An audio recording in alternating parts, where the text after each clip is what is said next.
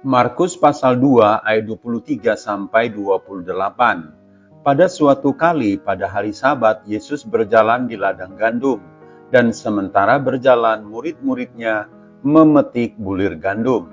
Maka kata orang-orang Farisi kepadanya, "Lihat, mengapa mereka berbuat sesuatu yang tidak diperbolehkan pada hari Sabat?" Jawabnya kepada mereka, "Belum pernahkah kamu baca apa yang dilakukan Daud ketika ia dan mereka yang mengikutinya kekurangan dan kelaparan?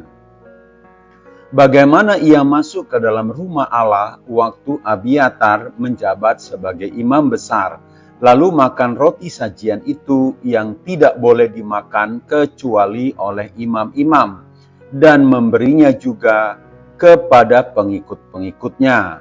Lalu kata Yesus kepada mereka, "Hari Sabat diadakan untuk manusia, dan bukan manusia untuk hari Sabat. Jadi Anak Manusia adalah juga Tuhan atas hari Sabat."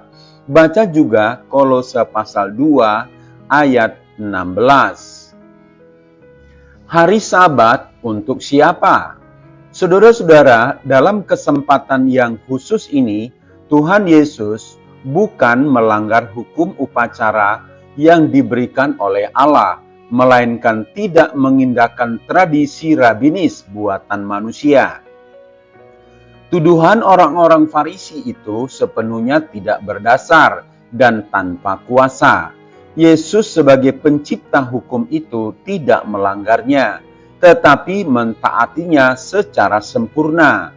Tuhan Yesus memberikan prinsip yang sangat indah untuk memelihara hari Sabat ketika Dia berkata, "Hari Sabat diadakan untuk manusia dan bukan manusia untuk hari Sabat." Dengan kata lain, hari Sabat diadakan untuk memberi kebaikan kepada manusia, bukan untuk mempersulit. Hari Sabat ditetapkan bukan sebagai beban, tetapi sebagai berkat bagi manusia. Oleh karena itu, setiap penerapan yang sifatnya legalistik dari hukum hari Sabat berkontradiksi dengan tujuan yang Allah berikan untuk kebaikan bagi manusia.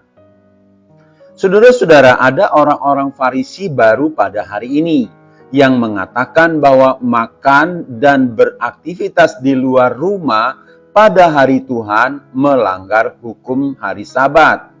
Orang-orang Kristen harus makan di rumah dan bukan makan di restoran. Hari Sabat dilanggar ketika orang-orang Kristen menyuruh orang yang belum percaya memasak untuk mereka. Jika seperti itu, apakah sudah tepat dalam pelaksanaan hukum hari Sabat?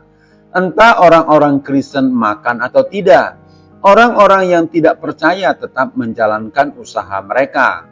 Lalu, apakah salah jika para suami memberi kesempatan bagi istri-istri mereka untuk tidak perlu memasak pada hari Tuhan dan membawa mereka ke tempat makan yang lebih baik, misalnya di restoran?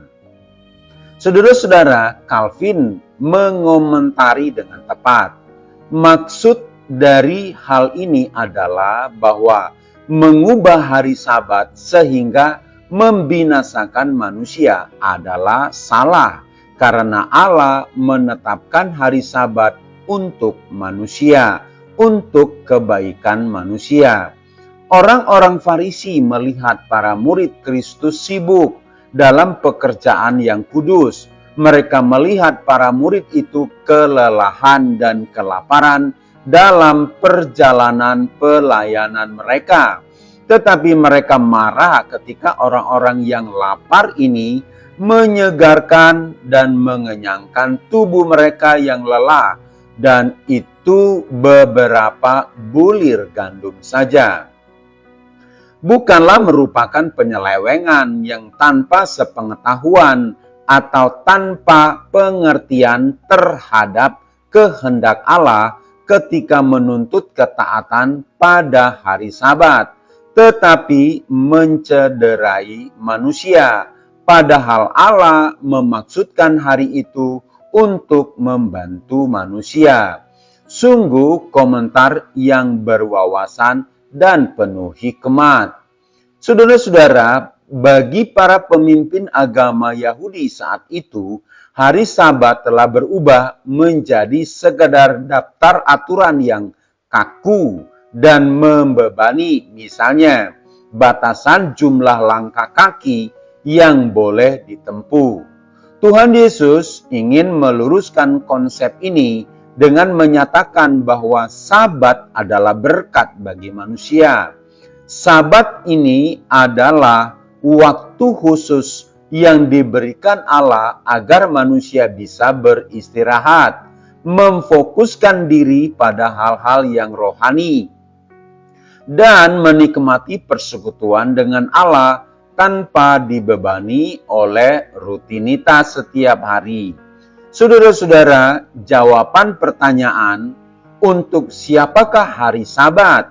Firman Tuhan sangat jelas dalam Markus 2 ayat 27. Lalu kata Yesus kepada mereka, hari Sabat diadakan untuk manusia dan bukan manusia untuk hari Sabat. Sudah dijelaskan di atas bahwa Allah memberikan hari Sabat untuk pemulihan dan kebaikan manusia itu sendiri. Saudara-saudara yang kekasih, teruslah belajar firman Tuhan sehingga kita mengerti kehendak Allah. Haor Ministry.